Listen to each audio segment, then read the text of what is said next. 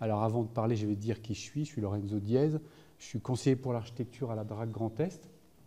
Je suis chercheur associé au LAC, le laboratoire dont vient aussi Émilie Curien qui a parlé au début de la matinée. Et donc dans cette région, en tant que conseiller pour l'architecture, je m'occupe de la mise en œuvre de ce label Architecture contemporaine remarquable, qui est un nouveau label. Peut-être que je ne vais pas beaucoup parler des deux architectures, que je vais plutôt parler justement du cadre de ce label pour que vous compreniez dans quoi c'est en train d'atterrir et peut-être même que vous puissiez voir en quoi est-ce que ça peut porter la question du bas carbone. Pour commencer par des images, parce qu'après, comme je mets des textes, que vous ne soyez pas... Voilà, je vais essayer de vous parler de ça, de cette architecture, hein, donc le périscolaire de Tendon dans les Vosges, et puis de ça, le musée archéologique de Dellingen dans l'Alsace-Bossu. Tous les deux ont été récemment, il y a même pas un mois, labellisés architecture contemporaine remarquable. Le positionnement, je vais très vite, hein, j'essaye de parler du point de vue de l'architecture, voilà, comme pratique et comme objet, résultat de cette pratique. C'est pas pour dire, mais c'est parce que je pense que c'est justement en alimentant l'autonomie de l'architecture qu'on peut être meilleur en interdisciplinaire. Voilà. Et puis je fais un exercice de positionnement qui est un peu délicat puisque je vais essayer de rapprocher un outil juridique de la recherche académique, en tout cas montrer en quoi est-ce que voilà, les outils juridiques peuvent être aussi des objets de recherche pour nous les chercheurs. Donc le label Architecture contemporaine remarquable, c'est un label qui est créé depuis 2016, qui est inscrit dans la stratégie nationale pour l'architecture, qui a une grande spécificité, la majeure pour moi, c'est qu'il s'intéresse uniquement aux architectures de moins de 100 ans. Donc qu'il est basé sur 6 critères qui permettent d'apprécier la remarquabilité.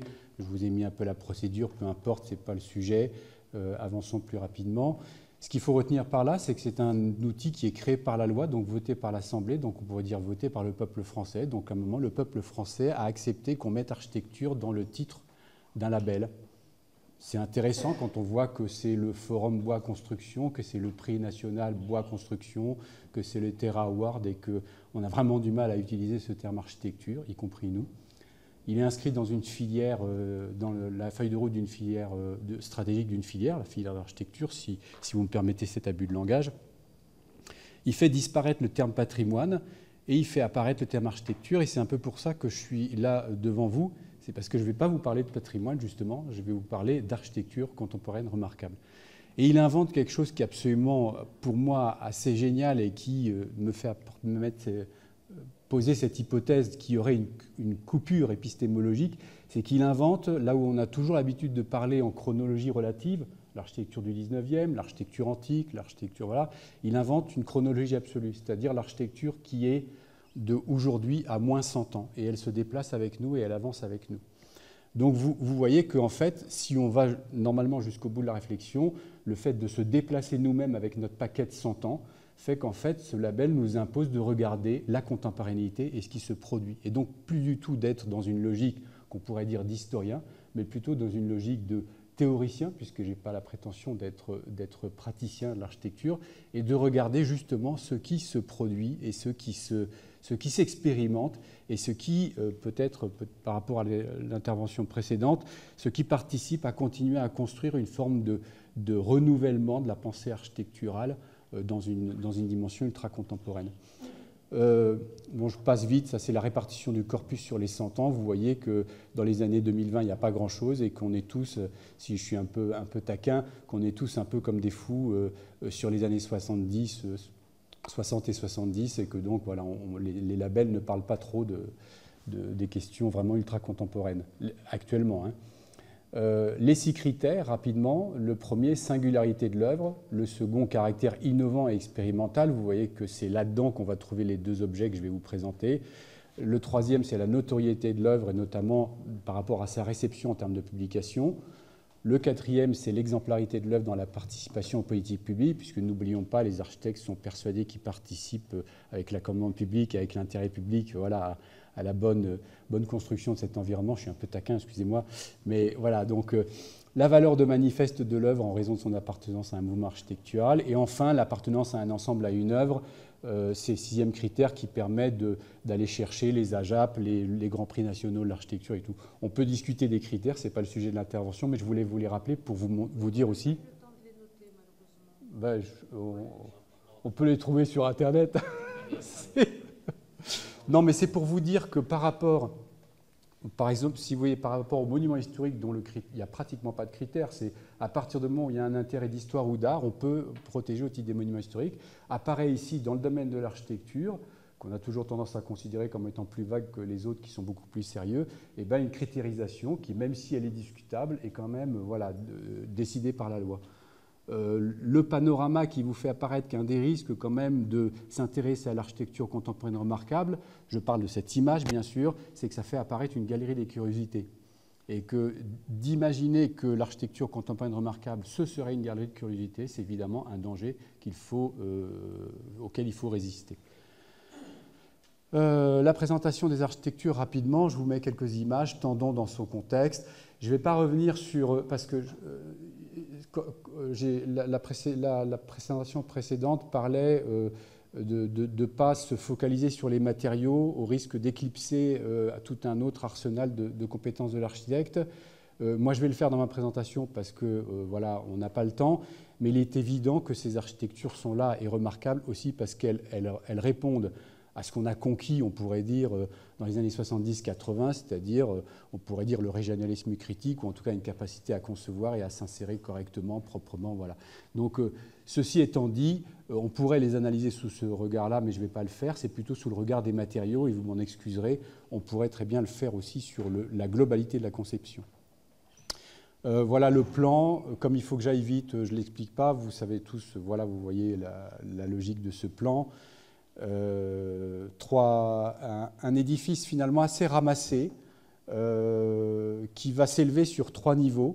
On pourrait s'interroger justement en termes de conception, pourquoi dans une économie et en plus dans un lieu où il y a de la place, pourquoi avoir décidé de réduire la surface au sol et plutôt de monter en hauteur. Et il me semble que c'est justement un des impacts de la conception que d'avoir choisi de faire ça en structure en bois de hêtre, puisque c'est ce que je vais vous annoncer, finalement renvoie vers cette hypothèse qu'il vaut mieux prendre le risque d'élever en hauteur et de mettre de l'argent dans la structure de bois de hêtre plutôt que de l'élargir sur sa base. À nouveau une photo qui vous montre, on pourrait dire l'insertion, enfin en tout cas l'intelligence, l'ingéniosité, ce qui aujourd'hui est monnaie courante, je dirais quand même dans les architectures qu'on produit. Et une photo intérieure, la spécificité de cette architecture étant qu'elle est entièrement construite en bois de hêtre, un bois qui jusqu'à récemment n'était pas caractérisé pour être un bois d'œuvre, qui est un bois qui pose des vrais problèmes, et donc c'est là-dessus que s'est portée l'innovation, portée essentiellement par l'architecte. Une autre photo de l'intérieur. J'avance assez vite, un détail, vous voyez, y compris parement extérieur, parement intérieur, non, parement extérieur étant mélèze, parement intérieur étant en hêtre.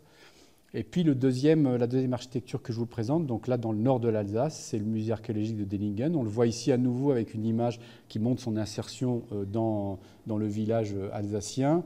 Un plan qui vous fait apparaître qu'en fait il est organisé en 2 parties, une partie préexistante qui va être restaurée sur la droite de l'image, et puis une partie qui va être construite à nouveau, si on peut dire, qui elle va être en terre, en terre crue. Vous verrez, je vous expliquerai comment ça a été. Et puis une faille lumineuse qui permet de séparer les 2 parties.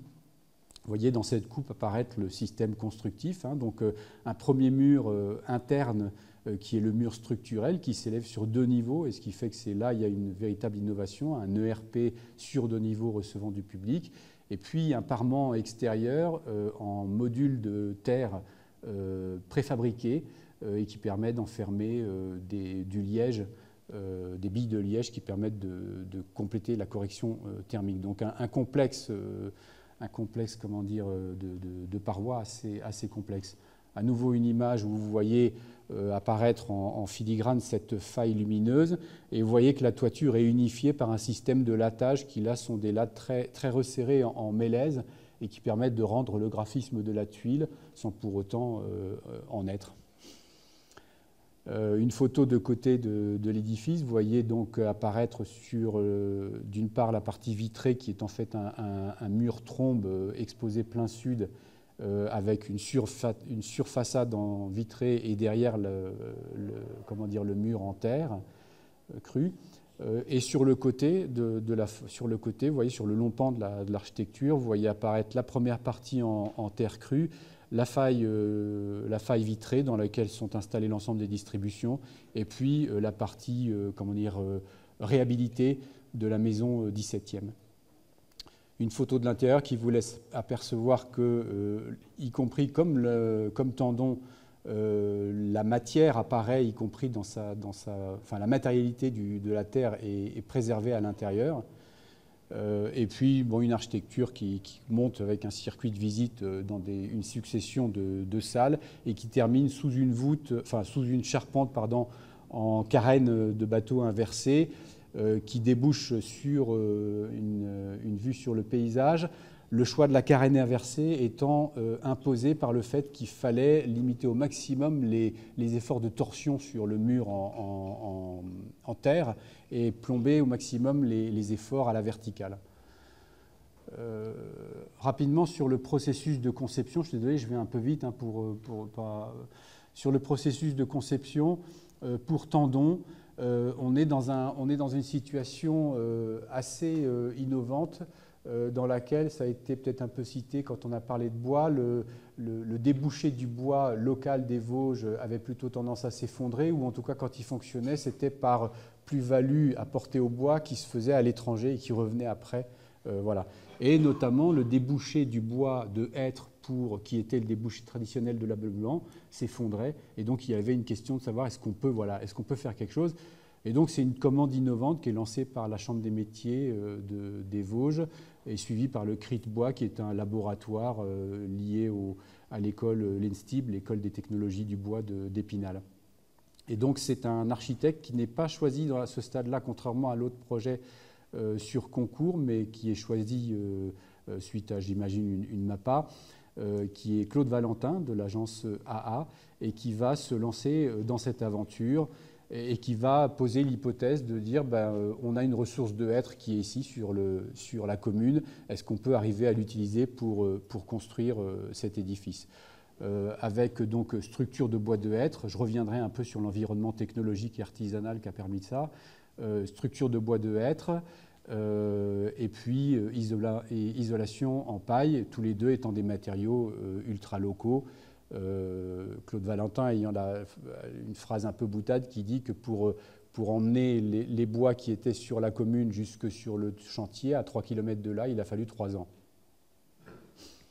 Une photo du chantier qui vous montre qu'en fait, ce que Claude Valentin va mettre au point, parce que comme le bois de hêtre est un bois qui se comporte assez mal, parce qu'il est très nerveux, il ne marche pas bien pour le bois d'œuvre, il va mettre au point des poutres échelles qui vont permettre par des petits bouts de hêtre recomposés d'arriver à avoir une solidité suffisante pour construire. Il va la faire tester et tout, j'y reviendrai. Et donc c'est un système de parois préfabriquées, préfabriquées par un charpentier des Vosges et qui sont après amenés sur site et installés. Là je suis déjà sur Dellingen. Et puis donc face externe bardée en mélèze et face interne bardée en lambris de hêtre. Alors sur la conception, parce qu'on m'avait dit d'essayer d'insister sur en quoi l'usage de ces matériaux avait imposé la conception, je peux raconter une anecdote. C'est Claude Valentin, quand je l'interrogeais, me disait pour le cloisonnement intérieur, au début on est parti sur les habitudes, donc on est parti sur du placo, voilà. Et puis voilà, soucieux de rester dans ce qui, à mon avis, quand même une bonne compétence de l'architecte, de rester rivé sur une sorte de logique de projet.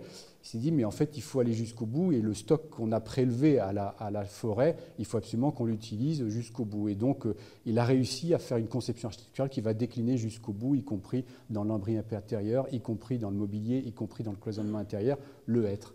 Et donc, ça fabrique vraiment une architecture qui va faire sens aussi, notamment, à travers cette dimension.